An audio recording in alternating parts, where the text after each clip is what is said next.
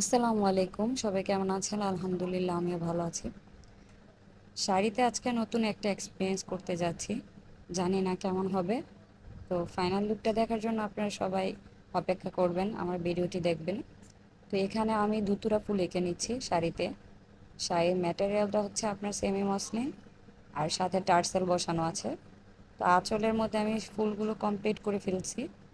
তারপরে সব জায়গায় আমি ব্রাশ দিয়ে পানি ছিটিয়ে নিব, যেহেতু এটা ওয়াশ পেন্ট, তাহলে আমার অবশ্যই পানি ব্যবহার করতে হবে, পানি ছাড়া ওয়াশ পেন্ট করা যায় না।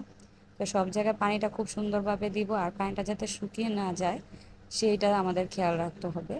পানিটা থাকা অবস্থায় আমাদের এখানে রং সাথে সাথে দিতে হবে, যাতে সুন্দর করে রংটা শাড়ির সাথে মিশে যায়।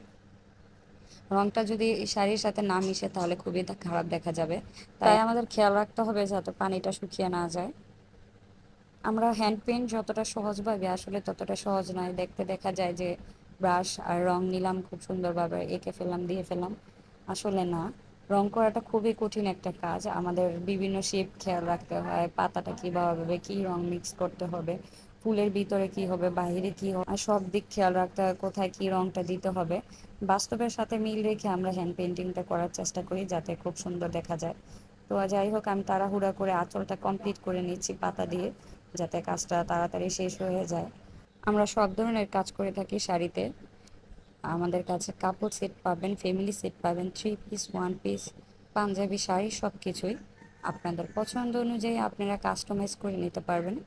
কালার কম্বিনেশন, ফুল কি হবে, শাড়ির কালার কি হবে, সব কিছু আপনারা পছন্দ অনুযায়ী কাজ করে নিতে পারবেন।